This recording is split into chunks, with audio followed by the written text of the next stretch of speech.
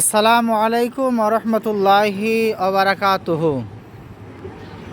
মহান আল্লাহ রব্বুল আলামিন আমাদেরকে সৃষ্টি করেছেন শুধুমাত্র এবাদত বান্দেগি করার জন্য।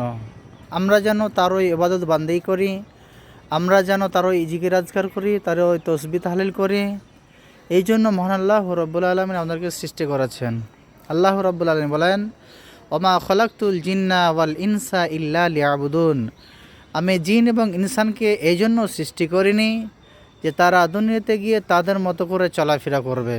আমি এই জন্য সৃষ্টি করেছি যে তারা যেন দুনিয়ায় গিয়ে আমার এবাদত বান্দি করে, আমার জিকির আজকার করে, আমার তসবিহ তাহলিল করে, আমার সৃষ্টিকুল দেখে আমাকে স্মরণ করে।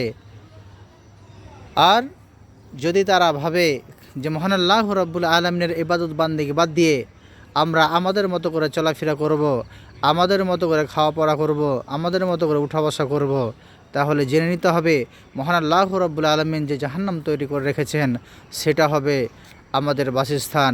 আমরা আমাদের মতো করে চললে আমাদের থাকার ঠিকানা, থাকার জায়গা হবে জাহান্নাম। তো আসুন বন্ধু, মহান আল্লাহ রাব্বুল আলামিন যেভাবে চলতে বলেছেন, যেভাবে খাওয়া পড়া করতে বলেছেন, যেভাবে উঠা বসা করতে বলেছেন, আমরা সেরকমভাবে উঠা বসা খাওয়া পড়া করি। আল্লাহ যেন আমাদের সকলকে বোঝার তৌফিক দান করেন। আমিন। ওয়া আখিরু দাওয়ানা আনিল হামদুলিল্লাহি রাব্বিল আলামিন। আসসালামু আলাইকুম ওয়া রাহমাতুল্লাহি ওয়া বারাকাতুহু।